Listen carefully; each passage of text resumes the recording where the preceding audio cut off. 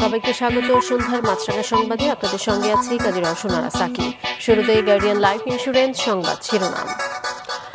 ধ্বংসযজ্ঞে জড়িতদের খুঁজে বের করতে জনগণকে সহযোগিতা করার আহ্বান জানিয়েছেন প্রধানমন্ত্রী শেখ হাসিনা। ক্ষতিগ্রস্ত বিটিভি ভবন পরিদর্শনের সময় ধ্বংসস্তূপ দেখে হতবাক ও ব্যথিত হন সরকার প্রধান। তিনি বলেন, বিএনপি জামাত এর সাথে জড়িত। কোটা নিয়ে প্রজ্ঞাপন হওয়ার পরও কেন বিভিন্ন দফা দিচ্ছে শিক্ষার্থীরা, সেই প্রশ্নও রাখেন তিনি। কোটা আন্দোলনকে ঘিরে অস্থির পরিস্থিতির পর নিরাপত্তা সংকটে দেশের সব শিক্ষা প্রতিষ্ঠান এখনও বন্ধ। এর প্রভাব পড়ছে শিক্ষা কার্যক্রমে। সবচেয়ে বেশি সংকটে মাধ্যমিক ও উচ্চ মাধ্যমিক পর্যায়ের শিক্ষার্থীরা। এই অবস্থা চললে পিছিয়ে পড়বে শিক্ষার্থীরা, আশঙ্কা শিক্ষাবিদদের। তাদের পরামর্শ, করোনার সময়ের মতো বিকল্প উপায় হলেও শিক্ষা কার্যক্রম চালু রাখা জরুরি। কারফিউ শিথিলের সময়ে রাজধানী সহ সারা দেশে বেড়েছে কর্মচাঞ্চল্য। ঢাকার সবকটি বাস টার্মিনাল থেকে ছেড়ে যায় দূরপাল্লার বাস। ঢাকা টাঙ্গাইল ও ঢাকা ময়মনসিংহ সহ বিভিন্ন মহাসড়কে বেড়েছে যানবাহন চলাচল। ক্ষতি পুষিয়ে নিতে আজ ছুটির দিনেও কাজ হয়েছে বিভিন্ন পোশাক কারখানায়।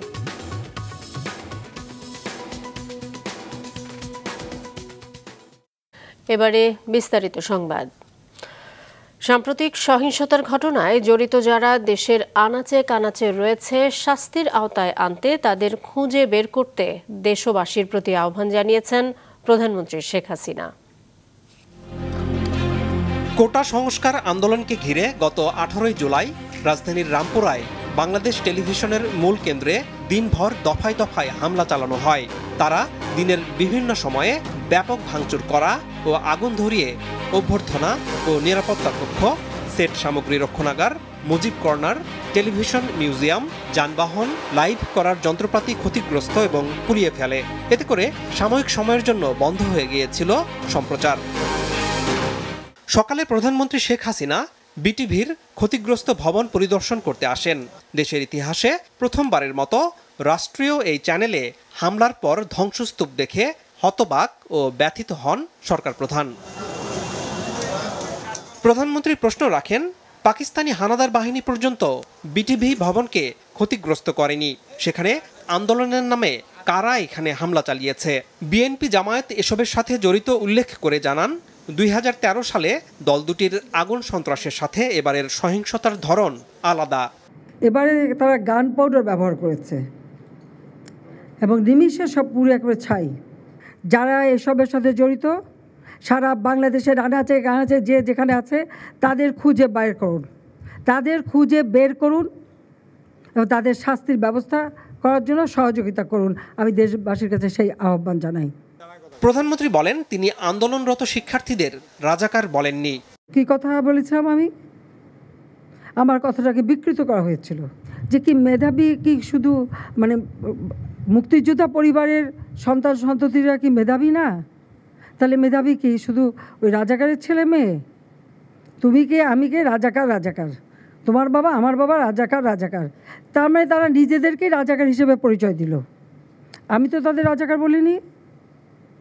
তারা নিজেরাই স্লোগান দিয়ে নিজেদেরকে রাজাকার হিসেবে পরিচিত করলো সকলের কাছে। কোটা নিয়ে প্রজ্ঞাপন হবার পরও কেন বিভিন্ন দফা দিচ্ছে শিক্ষার্থীরা, সেই প্রশ্নও রাখেন তিনি। একটা মানলে আরেকটা মানলে আরেকটা। এক দফা কোটা সংস্কার, তার থেকে চলে গেল 3 দফা, তারপরে 6 দফা, তারপরে 8 দফা, তারপরে আবার 4 দফা। যখনই যেটা চাচ্ছে যেই দিয়ে দিয়েছে আরও একটা দফা।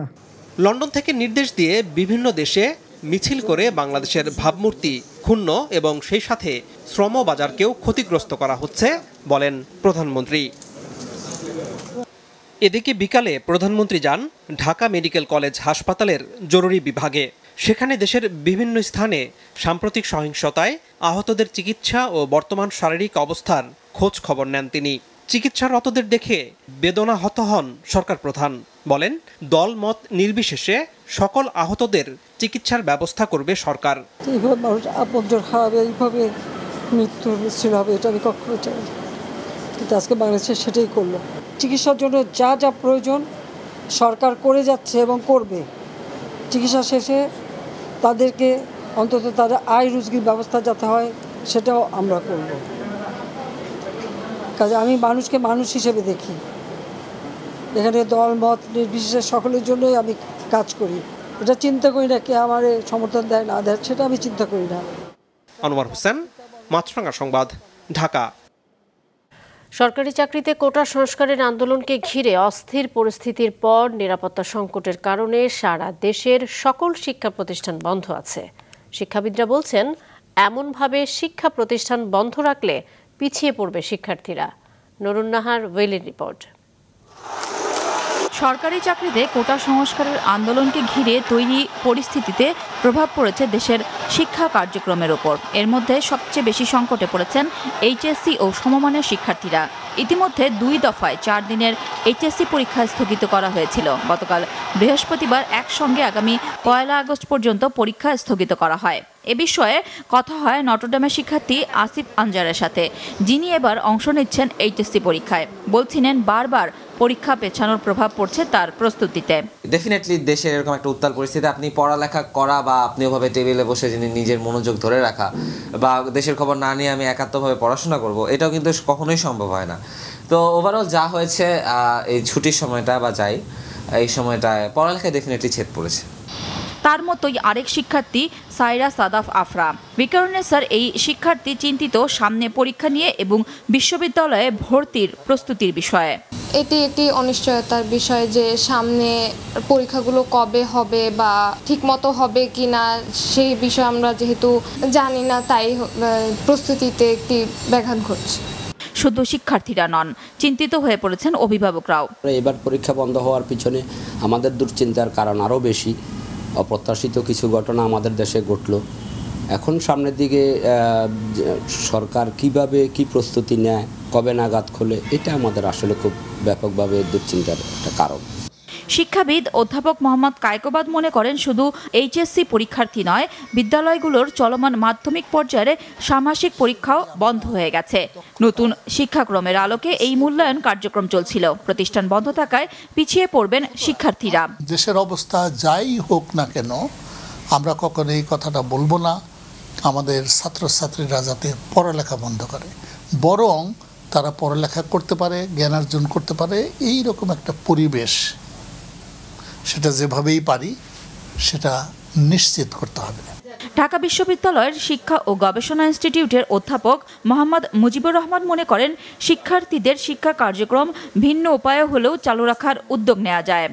সকল ক্লাস না হলেও আমরা সিলেক্টিভ কিছু ক্লাস, যেমন হতে পারে সেটা ল্যাঙ্গুয়েজ, হতে পারে সেটা ম্যাথ, হতে পারে সেটা সায়েন্স, যে বেসিক 2-1টা ক্লাস জুমে ওই যে আমরা যেভাবে করেছিলাম আগে করোনার সময়, এটা চালু করা উচিত।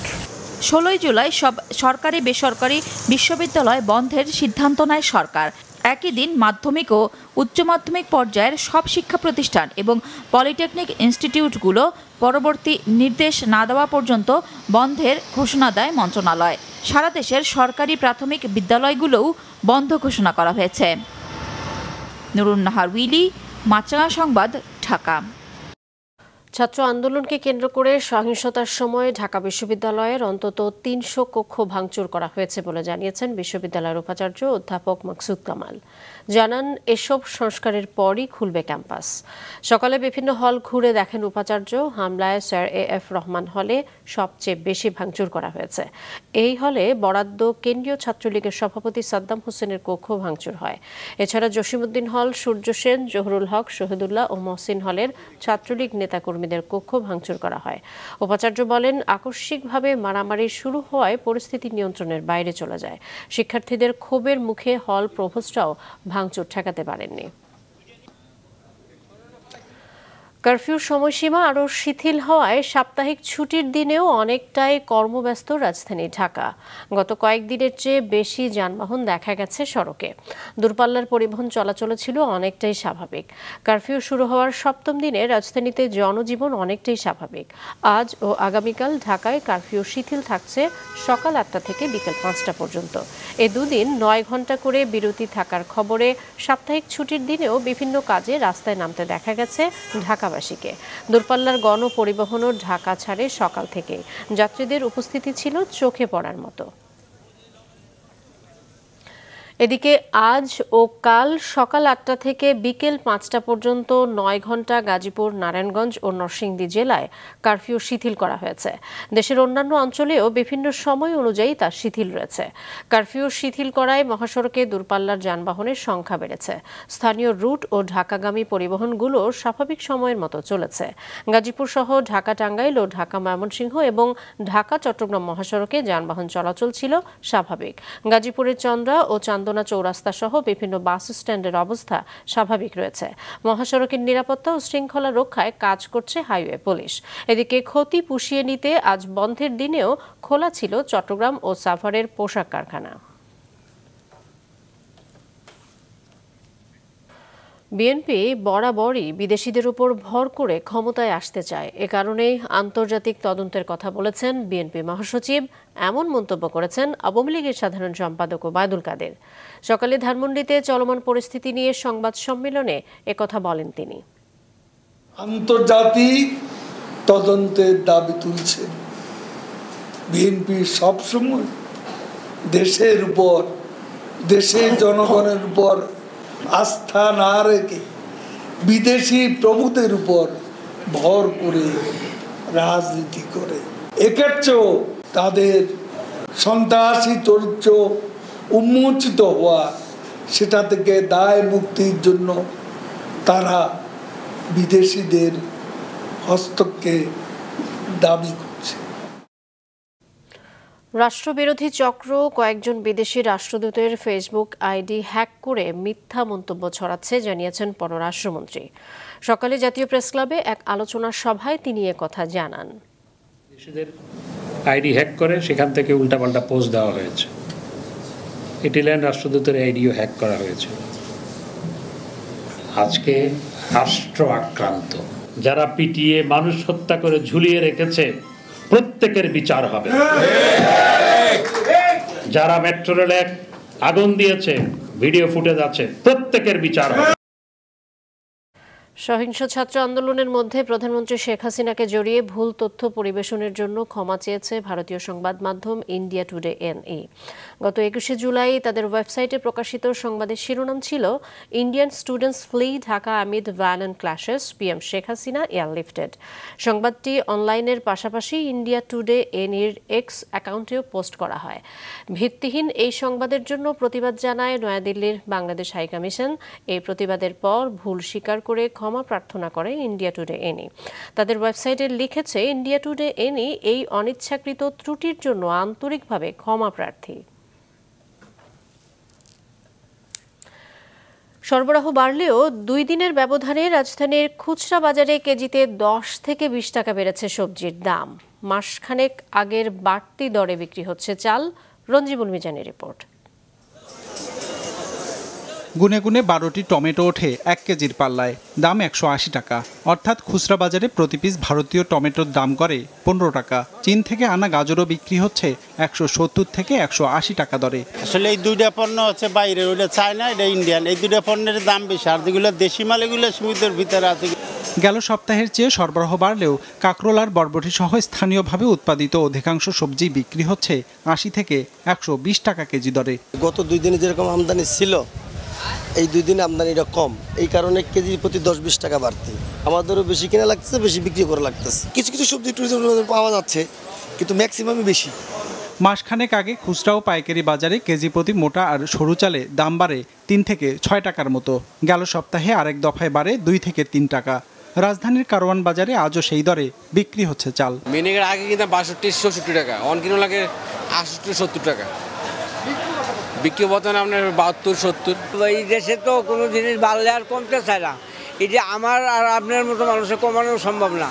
কেজি প্রতি 5 টাকা কমে দেশি পেঁয়াজ বিক্রি হচ্ছে 100 থেকে 115 টাকায়। পাড়া আর মহল্লায় যা বিক্রি হচ্ছে 120 থেকে 130 টাকা দরে। আর ভারতীয় পেঁয়াজের দর 100 থেকে 105 টাকা। তবে সপ্তাহ দুয়েক ধরেই অপরিবর্তিত আদা রসুনের দাম। ইন্ডিয়ান পেঁয়াজ গত সপ্তাহে বিক্রি করছি 110 টাকা, আজকে বিক্রি করতেছি আপনার 100 টাকা বেশি, পাল্লা বেচলে 480 টাকা 90 টাকা বেশি। আর পাবনার পেঁয়াজ পাল্লা নিলে 570-80 এরকম বেচতেছে। এই বাজারটা আরও ওইভাবে একটু মনিটরিং করা দরকার, কেননা তারা এক হতে বাড়াই দিচ্ছে আর কমাচ্ছে না। সরবরাহ বাড়ায় কমেছে মাছ মুরগির দাম। 15 থেকে 20 টাকা কমে ব্রয়লার বিক্রি হচ্ছে 175 থেকে 180 টাকা কেজিতে। আর 300 টাকার সোনালি নেমেছে 280 টাকায়। এছাড়া কেজিতে 20 থেকে 30 টাকা কমেছে সব ধরনের চাষের মাছের দাম। রঞ্জিবুল মিজান, মাছরাঙা সংবাদ, ঢাকা। সন্ধ্যার সংবাদ শেষ করছি, তার আগে গার্ডিয়ান লাইফ ইন্স্যুরেন্স সংবাদ শিরোনামগুলো আরও একবার। ধ্বংসযজ্ঞে জড়িতদের খুঁজে বের করতে জনগণকে সহযোগিতার আহ্বান প্রধানমন্ত্রীর। ক্ষতিগ্রস্ত বিটিভি ভবন পরিদর্শন। কোটা আন্দোলন ঘিরে শিক্ষা প্রতিষ্ঠান বন্ধের নেতিবাচক প্রভাব পড়ছে শিক্ষার্থীদের উপর। বিকল্প উপায়ে শিক্ষা কার্যক্রম চালুর পরামর্শ। কারফিউ শিথিলের সময় রাজধানী সহ সারা দেশে বেড়েছে কর্মচাঞ্চল্য। ক্ষতি পুষিয়ে নিতে ছুটির দিনেও কাজ হয়েছে পোশাক কারখানায়। এই ছিল সন্ধ্যা সংবাদে। ফেসবুকে আপডেট পেতে ভিজিট করুন মাছরাঙা টেলিভিশনের পেজে। ইউটিউব চ্যানেলেও দেখতে পারেন আমাদের সংবাদ, প্রতিবেদন এবং অনুষ্ঠান। এতক্ষণ সঙ্গে থাকার জন্য ধন্যবাদ জানিয়ে আমি কাজী রওশন আরা সাকি শেষ করছি সন্ধ্যার মাছরাঙা সংবাদ। এই দিন এইভাবে।